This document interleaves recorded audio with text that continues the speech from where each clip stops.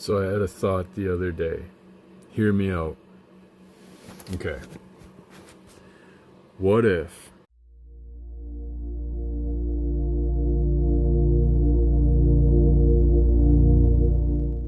you know how the Bible is metaphor and story for things, and it's got so many deeper meanings, astrological meanings, like the Bethlehem thing and like the star alignments and the Star of David and all that stuff, right? Okay, so I'm not like fully 100% on the correlation between them, but check this out.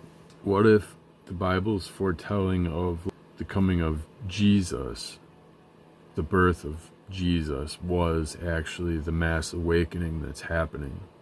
And as we're seeing it happen in real time, we're also seeing three wise men from interstellar objects being pulled into our solar system.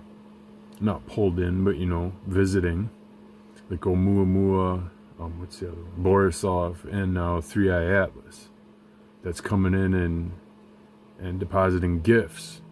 What if there's some sort of I haven't heard anyone talk about it like this, but this would be the first time when like it's reality and not just prophecy.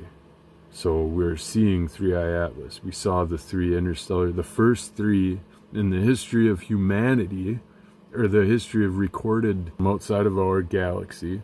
What if those are the three wise men? And if that's the case, the ascension happens after the 33 years. What does that mean for humanity then? Is it going to be everything in the Bible's like, big mystery language encoded into it, sort of mystery?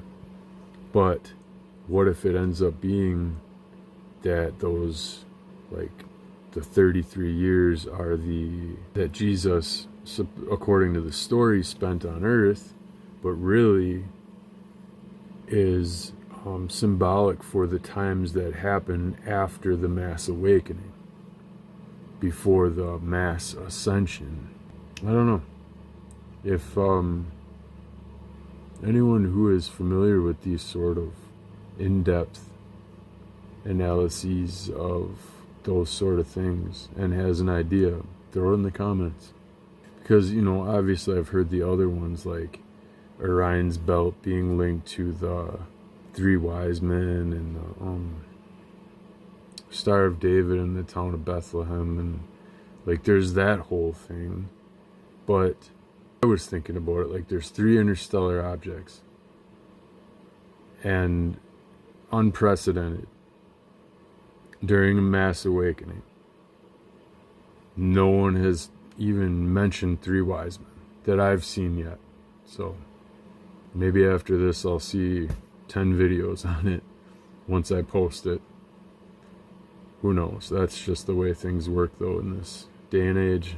That's why they say if you have an invention, put the blueprints, mail it to yourself so that you can document officially a time that when you had the idea before someone else did, because guaranteed someone else also has that idea. How does that work?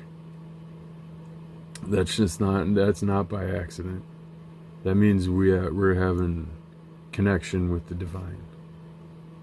So just throwing that out there, some thought bullets for you.